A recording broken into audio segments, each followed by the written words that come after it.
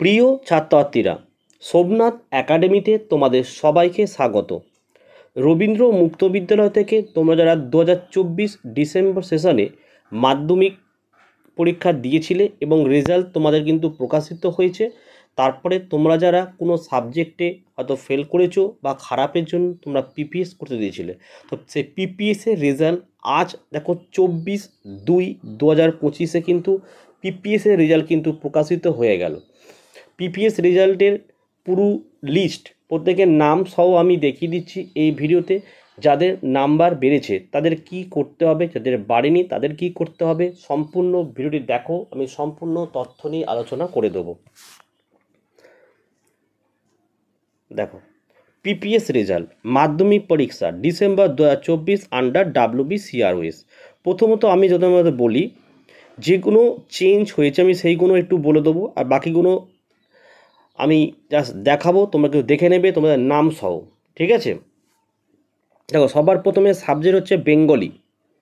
তো দেখো এই পেজে বেঙ্গলিতে কারোরই চেঞ্জ এখন দেখলাম আমরা, দেখো কারোরই চেঞ্জ, প্রত্যেকে তোমরা নিজেদের নাম দেখবে এবং রেজিস্ট্রেশন নাম্বার। দেখো এখানে নাম দেওয়া হয়েছে, এখানে রেজিস্ট্রেশন নাম্বার দেওয়া রয়েছে, এখানে সাবজেক্ট, এখানে প্রেজেন্ট মার্কস কত নম্বর পেয়েছিলে, আর চেঞ্জ হলে এখানে চেঞ্জটা দেখাতো, চেঞ্জ নেই, ঠিক আছে? চলো নিচের দিকে স্ক্রল করি।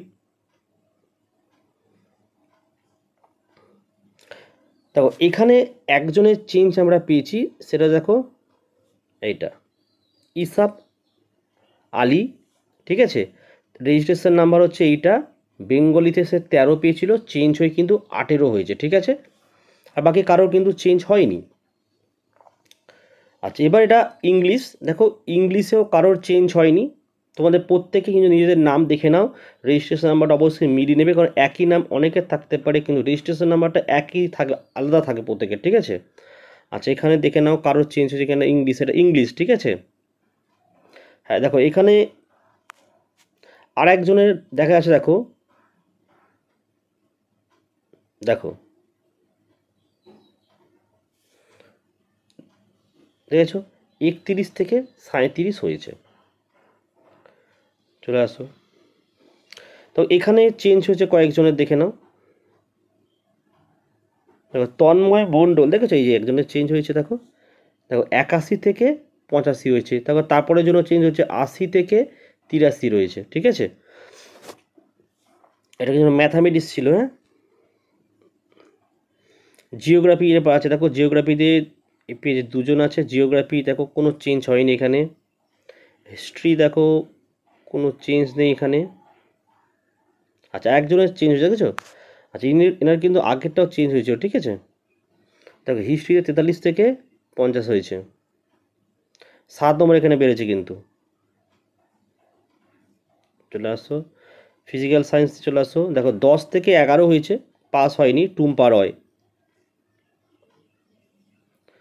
73 থেকে 79 হয়েছে, দেখেছো? শেখর ঠাকুর লাইফ সায়েন্সে, ঠিক আছে? এই যে শেখর ঠাকুর লাইফ সায়েন্সে। চলে আসো এবারে, ব্যাস এই তো এই ছিল, খুব একটা চেঞ্জ হয়নি।